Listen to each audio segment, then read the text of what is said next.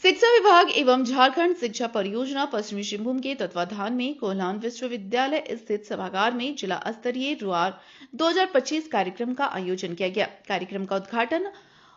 उपायुक्त कुलदीप चौधरी, डीडीसी संदीप मीना, जिला पदाधिकारी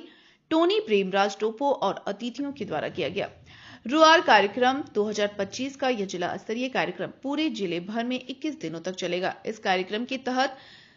0 से 5 और उससे अधिक के सभी बच्चों को 100% स्कूल का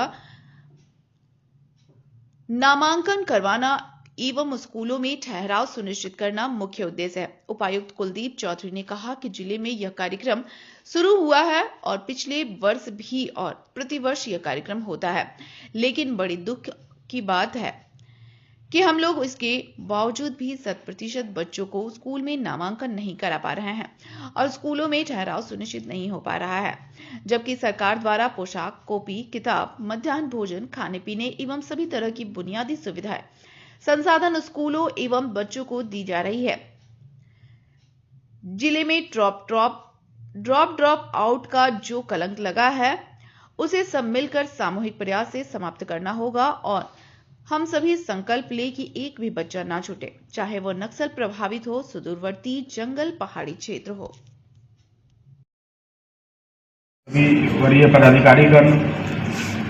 यहाँ पर उपस्थित क्षेत्र से आए हुए सभी प्रखंड विकास पदाधिकारी, प्रखंड शिक्षा पदाधिकारी, शिक्षा विभाग के अन्य कर्मीगण, अध्यापकगण और सबसे ज़्यादा महत्वपूर्ण आज यहाँ पर उपस्थित अभिभावकगण एवं स्कूल के सभी प्यारे बच्चे, आप सभी को मेरी ओर से बहुत बहुत हार्दिक अभिनंदन एवं जोहार। जैसा कि हम सभी लोग जानते हैं कि नया सत्र का आगमन होने पर सबसे महत्वपूर्ण है कि हम लोग दो विषयों पर चर्चा करें। एक कि जहां विद्यालय में पिछली बार जितने बच्चे नामांकित थे और अभी उनको नेक्स्ट क्लास में जाना है, तो सभी लोग समय से अपनी अगली कक्षा में जाने के लिए तैयार हैं। किसी भी तरह से उसमें कहीं पर भी कोई बच्चा बच्ची छूटे नहीं, जिसको हम लोग बोलते हैं कि कोई ड्रॉप आउट नहीं होना चाहिए। या फिर दूसरा हम लोग बोलते हैं कि जब 3 इम्पॉर्टेंट पायदान आते हैं, पहला जब प्राथमिक शिक्षा कंप्लीट होती है और हम लोग प्राइमरी से अपर प्राइमरी की तरफ बढ़ते हैं, दूसरा जब 8th क्लास के बाद हम लोग 10th की तरफ जाते हैं और थर्ड जब 10th के बाद हम लोग 12th की पढ़ाई करते हैं। तो इन तीनों लेवल पे जो बच्चे एक जंप लेते हैं तो हम लोग बोलते हैं कि ट्रांजिशन रेट है, मतलब कि ट्रांजिशन रेट हम लोगों का 100% होना चाहिए कि जितने बच्चे 5वीं में थे वो और उससे अधिक ही हैं तो 6वीं में जाए, अगर कुछ पहले से भी छूट गए हैं, लेकिन उससे कम किसी कीमत पे नहीं जाना चाहिए। और दूसरा कि जो बच्चे अभी छोटे थे, पिछली साल तक आंगनबाड़ी में अपना प्री स्कूल क्लासेस करते थे, लर्निंग के लिए जाते थे, अब उनका भी नामांकन विद्यालय में हो जाए। तो ये एक्सरसाइज जब करनी है तो हम सभी लोग जानते हैं कि एक विद्यालय का अपना एक कमांड एरिया कह लीजिए उसको, या एरिया ऑफ जिसके अंतर्गत की जितने परिवार, पंचायत, गांव, टोला आता है, उसको हम लोग उस विद्यालय के साथ मैपिंग कर सकते हैं। तो जो विद्यालय प्रबंधन समिति जो बनाई जाती है, उसका मूल उद्देश्य यही है कि विद्यालय प्रबंधन समिति एक और विद्यालय की फंक्शनिंग के ऊपर अपना इफेक्टिव मॉनिटरिंग और कंट्रोल एस्टेब्लिश करे, वहीं दूसरी ओर उस क्षेत्र से संबंधित जितने भी परिवार हैं, गांव में घर घर तक हम लोग ये इंश्योर करें कि किसी के भी घर में कोई बच्चा बच्ची ऐसा नहीं हो जो उस समय हम लोग की फॉर्मल एजुकेशन सिस्टम से वंचित रह जाए। आज हम लोग देखते हैं कि पूरे जिले भर में 2000 से भी अधिक विद्यालय हैं और करीब करीब 1545 मुझे लगता है लगभग प्राथमिक विद्यालय हैं। तो अगर क्षेत्रफल की दृष्टि से देखेंगे तो आज हम लोग उस स्टेज पे नहीं हैं कि कहीं पर भी कोई पंचायत या गांव ऐसा निकलेगा जिसके आसपास में नियरेस्ट एरिया में कोई विद्यालय नहीं है। अगर औसत भी निकाल लेंगे तो हमारा ऑन एन एवरेज प्रत्येक पंचायत में 5 प्राइमरी स्कूल है, मतलब कि उसके जितने नंबर ऑफ विलेजेस हैं, मोर और लेस हर विलेज में एक प्राइमरी स्कूल आपको मिल जाएगा। तो ऐसे में ये अगर हम लोग देखें कि हमारे यहाँ की प्रारंभिक शिक्षा से अगर बच्चे वंचित हैं, तो वो चीज़ कहीं ना कहीं ये दिखाता है कि आज भी हम लोग की तरफ से जो अपना कार्य करना है, जो जागरूकता और जो गांव क्षेत्र में, दुर्गम क्षेत्र में, पहाड़ी क्षेत्र में,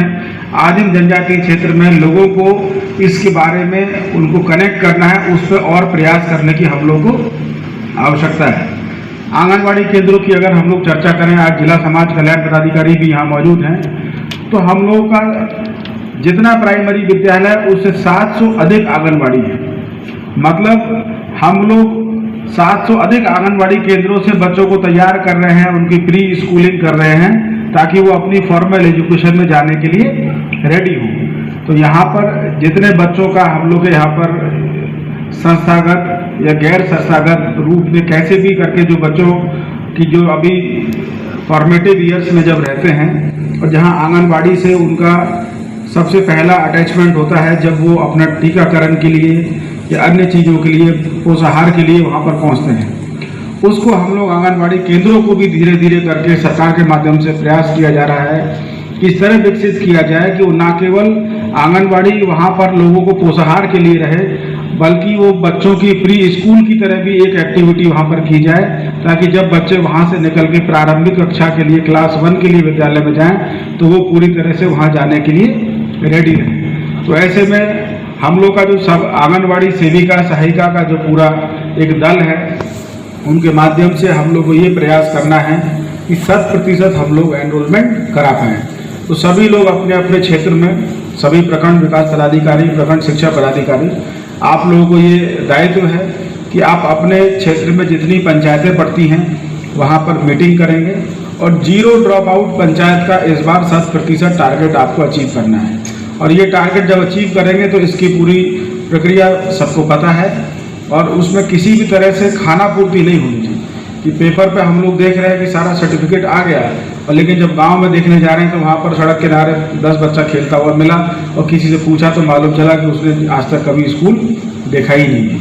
तो इस काम को हम लोग को सबसे अधिक महत्व देना है, क्योंकि अभी एक बार जब बच्चे स्कूल में जाएंगे, उनको एजुकेशन मिलने लगेगी, लर्निंग होने लगेगी, वहाँ पर सरकार के माध्यम से इतनी सुविधाएं बच्चों को आज मिल रही है, चाहे उनकी यूनिफॉर्म से लेके, ड्रेस से लेके, वहाँ पर मध्याह्न भोजन से, कि एक बार फॉर्मल एजुकेशन सिस्टम में एंटर करने के बाद धीरे धीरे करके उनको जो प्रारंभिक शिक्षा है, फंक्शनल लिटरेसी है, वो भी मिलेगी। उसके अतिरिक्त जब शिक्षा और अध्ययन की तरफ जब हम लोग बढ़ते हैं तो कहीं ना कहीं अपने अधिकारों के बारे में और उससे ज़्यादा महत्वपूर्ण अपने दायित्वों का निर्वहन करने के बारे में हम लोग जानते हैं कि किस प्रकार से एक समाज शिक्षा और अध्ययन की तरफ जब हम लोग बढ़ते हैं तो कहीं ना कहीं अपने अधिकारों के बारे में और उससे ज़्यादा महत्वपूर्ण अपने दायित्वों का निर्वहन करने के बारे में हम लोग जानते हैं कि किस प्रकार से एक समाज का निर्माण करने के लिए, जहां एक ओर आपके व्यक्तिगत अधिकारों की रक्षा के लिए अधिकार आपको मिले हैं, तो वहीं दूसरी ओर सामाजिक संरचना को समरूपता के साथ बनाए रखने के लिए कुछ दायित्व भी हम लोग को दिए गए हैं, जिसका निर्वहन करना जरूरी है। तो जब इन सब विषयों के बारे में जानकारी मिलती है, व्यवहार में उसका आकलन करते हैं और छोटी उम्र से जब आती है और ऐसा व्यक्ति जाके एक जिम्मेदार नागरिक के रूप में अपने राज्य को, समाज को और देश का नाम भी गौरवान्वित करता है। तो आज इस कार्यक्रम के माध्यम से हम सभी लोग ये संकल्प लेके जाएं कि अपने अपने कार्य क्षेत्र में आंगनवाड़ी स्तर पर, विद्यालय स्तर पर और प्रशासनिक स्तर पर जो पहल हम लोगों से अपेक्षित है, उसको हम लोग पूरे मनोयोग के साथ एक अभियान की तरह छेड़ेंगे, ताकि जो ड्रॉप आउट का जो हम लोग के ऊपर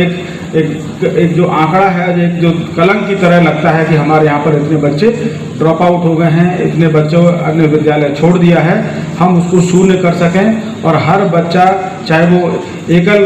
दूर क्षेत्र में किसी टीले पे रहने वाला पहाड़ हो या कहीं पर नदी क्षेत्र के बाहर भी जाके हो, चाहे वो घनघोर नक्सल क्षेत्र के अंदर भी हो, सभी बच्चों को शिक्षा से हम लोग किसी तरह से ऐसा अवसर उनको नहीं मिले कि वो शिक्षा से बच्चे रह जाएं। और मुझे पूरा भरोसा है कि जिस प्रकार से आज सभी लोग यहाँ पर अपने दायित्वों के लिए एकत्रित हुए हैं, जितने अभिभावक गण लोग भी आए हैं, वो खुद भी इस बात को समझते हैं और उनके प्रयासों से, उनके माध्यम से बाकी लोग भी जानेंगे और सही मायने में हम लोग अपने पूरे पंचायत को, प्रखंड को और जिला को शिक्षा के स्तर पर तभी लेके आगे बढ़ पाएंगे, जिससे कि एक समृद्ध और सशक्त हम लोग जिला और राज्य और देश के निर्माण में एक जिम्मेदार नागरिक